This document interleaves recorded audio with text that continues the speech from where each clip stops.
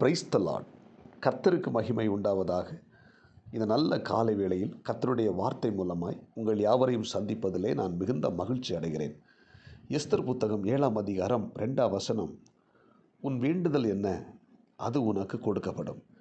இந்த வார்த்தையை எஸ்தர் ராஜாத்தியிடம் ராஜா சொல்லுகிற ஒரு வார்த்தை. இந்த எஸ்தர் ராஜாத்தி தேவ சமூகத்தில் போய் கண்ணீரோடு கூட ஜெபிக்கிறவள். தன்னுடைய மக்களை, யூத மக்களை அழிப்பதற்கு ஆமான் என்கிற ஒரு மனிதன் எழும்பி எப்படியாவது இந்த மக்களை அழித்து விட வேண்டும் என்று சொல்லி தீவிரமாக செயல்பட்டு கொண்டிருக்கிறான். அந்த நேரத்தில் இந்த எஸ்தர் ராஜாத்தி தன்னுடைய தாதிமாரோடு கூட தேவ சமூகத்தில் போய் 3 நாட்கள் உட்கார்ந்து உபவாசம் பண்ணி அழுது ஜெபம் பண்ணி கொண்டிருந்தார். அப்பொழுது ராஜாவுடைய கண்களை தயவு கிடைத்து இந்த எஸ்தர் ராஜாத்தி ராஜாவுடைய அரண்மனைக்குள் பிரவேசிக்கிறார். அரண்மனைக்குள்ளே பிரவேசிக்கும் போது ராஜாவுடைய கண்களை தயவு கிடைக்கிறது. தயவு கிடைத்து ராஜா கேட்குறான், உன்னுடைய வேண்டுதல் என்ன, அது உனக்கு கொடுக்கப்படும் என்று கேட்குறார். உடனே இந்த எஸ்தர் ராஜாத்தி சொல்லுகிறார், தன்னுடைய ஜனத்தை அழிப்பதற்கு என்று சொல்லி இந்த தேசத்திலே ஆமான் என்கிற ஒரு பிரபு எழும்பியிருக்கிறான் அப்படின்னு சொல்லி அந்த ஆமானை குறித்து ராஜாட்ட சொன்ன உடனே ராஜா என்ன செய்கிறார், அந்த ஆமானை அழித்து போடுகிறார். யூத ஜனங்கள் பாதுகாக்கப்படுகிறது. நீங்கள் தொடர்ந்து இந்த எஸ்தர் புத்தகத்தை வாசித்து பார்த்தீங்கன்னா அந்த செய்தி விவரமாக இருக்கிறது. ஆனால் இன்றைக்கு செய்தி என்னென்னா, நம்ம தேவ சமூகத்தில் கேட்குற ஒவ்வொரு விண்ணப்பங்களையும் ஜெபங்களையும் ஆண்டவர் ஒருபோதும் நிராகரிக்க மாட்டார்.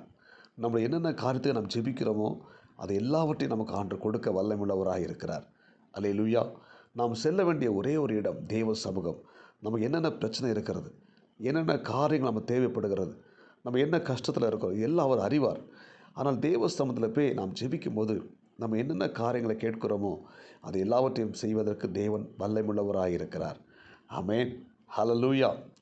இயேசு கிறிஸ்து வழியருகே அவர் எரிகோ பட்டணத்தில் போய் கொண்டிருக்கும் போது வழியருகே இருந்த ஒரு மனிதன், ஒரு பிறவி குருடன் சொல்லுகிறான், ஆண்டவரே, தாவீதின் குமாரனே, எனக்கு இரங்கும் என்று சொல்லி அவரை கூப்பிடுகிறான்.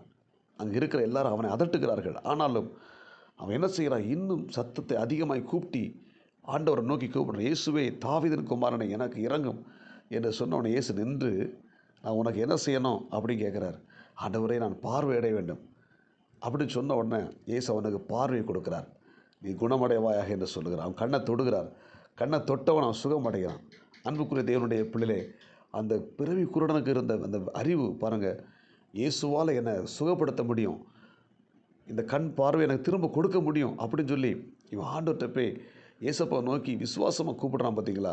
அல்லேலூயா. அவன் பார்வை அடைந்தான். இன்றைக்கு நம்முடைய வாழ்க்கையில் நம்ம என்ன செய்யணும், ஆண்டவர்கிட்ட நம்ம ஒவ்வொரு நாளும் ஜெபிக்கும் போது விசுவாசமாக நம்ம ஜெபிக்கணும். நம்ம எதெல்லாம் கேட்குறோமோ அது எல்லாவற்றையும் நமக்கு ஆண்டவர் கொடுப்பார் அப்படிங்கிற ஒரு விசுவாசம் நமக்குள்ளே காணப்படணும். அல்லேலூயா. இந்த எஸ்தர் ராஜாத்தி தேவ சமூகத்தில் போய் கண்ணீரோடு கூட ஜெபித்தால் ராஜாவுடைய கண்ணில் இரக்கம் கிடைத்தது, தயவு கிடைத்தது. ராஜா அரண்மனைக்குள்ள இந்த எஸ்தர் ராஜாத்தி பிரவேசித்தால் ராஜா கேட்குறார், உனக்கு நான் என்ன செய்ய வேண்டும், நீ உன்னோட வேண்டுதல் என்ன, அது உனக்கு கொடுக்கப்படும் என்று சொன்ன போல இந்த எஸ்தர் ராஜாத்தி வேண்டின காரியத்தை தேவன் கொடுத்து அந்த தேசத்திலே அந்த எஸ்தருடைய தலையை, யூத மக்களுடைய தலைகளையும் ஆண்டவர் உயர்த்த ஆரம்பித்தார். ஆமென்.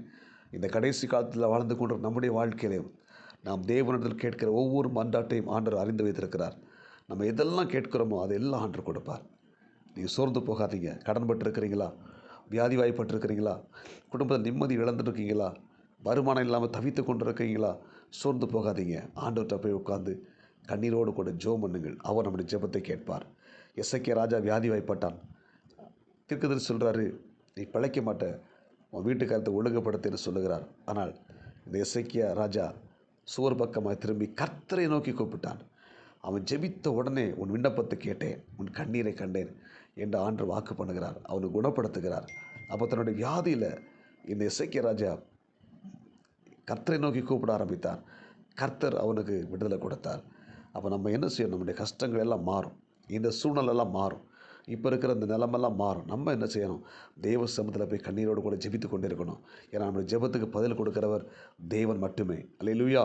இந்த உலகத்தில் நம்ம யார்கிட்ட போய் நம்ம என்னாலும் நம்முடைய வாழ்க்கையில் வெற்றி பெற முடியாது, நம்ம கேட்குற காரியங்கள் கிடைக்காது. ஆனால் நம்ம தேவ சமூகத்தில் போகும்போது நம்ம எதெல்லாம் நாம் நினைத்திருக்கிறோமோ, எதெல்லாம் நாம் வேண்டிக் கொண்டோமோ அதை எல்லாவற்றையும் கொடுக்க தேவன் வல்லமுள்ளவராக இருக்கிறார். நாம் நினைப்பதற்கும் வேண்டுவதற்கும் மிகவும் அதிகமாய் கிரியை செய்ய வல்லமுள்ள தேவன் நாம் ஆராதிக்கிற ஆண்டவர் இயேசு கிறிஸ்து. எனவே அவர் சமூகத்தில் போய் நாம் ஜெபிப்போமானால், விண்ணப்பம் பண்ணுவோமானால் நம்முடைய வாழ்க்கையில் கர்த்தர் பெரிய காரியங்களை செய்வார், அற்புதங்களை செய்வார், ஆச்சரியமாக நடத்துவார்.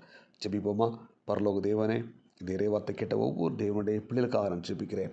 எஸ்தர் ராஜாதியை பார்த்து, ராஜா கேட்டதுல உன் வேண்டுதல் என்ன, அது உனக்கு கொடுக்கப்படும். இந்த வார்த்தை இன்றைக்கு நான் ஆண்டவரே அதிகாலை ஜெபத்தில் உள்ள மக்களுக்கு நான் கொடுக்குறேன்.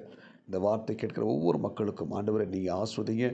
என்னென்ன காரியங்களை உம்மிடத்தில் கேட்டார்களோ அந்த காரியங்களை பெற்றுக்கொள்ள ஆண்டவரே உம்முடைய பிள்ளைகளுக்கு நீ உதவி செய்வீராக. இந்த இறைவார்த்தை கேட்ட எல்லாரையும் ஆஸ்வதிங்க. இந்த நாளுக்குரிய கிருபை கொடுங்க. இயேசுவின் நாமத்தில் ஜெபிக்கிறோம் நல்ல பிதாவே, ஆமென். God bless you. உங்கள் யாவரும் கர்த்தர் ஆஸ்வதிப்பாராக. இந்த நாள் கர்த்தர் உண்டு பண்ணின நாள், இதிலே மகிழ்ந்திருப்போம். ஆமென்.